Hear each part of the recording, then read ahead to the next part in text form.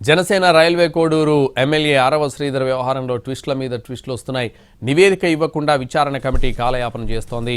మొన్న జరిగిన party general body సమావేశంలోనూ ఆరవ శ్రీధర్ వ్యవహారంపై పవన్ తీవ్ర అసంతృప్తి వ్యక్తం చేశారు. శ్రీధర్ పైన సీరియస్ అయ్యారు. అయినా ఇప్పటివరకు నివేదిక సిద్ధం చేయకపోవడంతో పలు అనుమానాలు వస్తున్నాయి. గత నెల 27న వీడియోలు బయటకు వచ్చినప్పటికీ ఎమ్మెల్యేపై ఎందుకు చర్యలు తీసుకోవడం లేదని ప్రతిపక్షాలు మండిపడుతున్నాయి. విచారణ కమిటీ ఏర్పాటు చేసి 2 వారాలు గడిచినా నివేదిక రాకపోవడంపై అనుమానాలు వస్తున్నాయి. ఆరవ శ్రీధర్ను కాపాడే ప్రయత్నమేనా అంటూ విపక్షాల ఆరోపణలు చేస్తున్నాయి.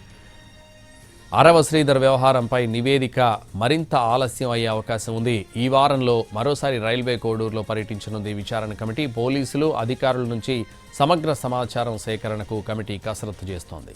పూర్తి స్థాయిలో వాస్తవాలు వెలుగులోకి వచ్చే వరకు విచారణ కొనసాగుతుందంటున్నారు కమిటీ సభ్యులు. మరోవైపు ఎమ్మెల్యే ఎపిసోడ్పై రోజుకొక వీడియో విడుదల చేస్తోంది బాధితురాలు వీణ. తనకు న్యాయం చేయాలని కోరుతోంది.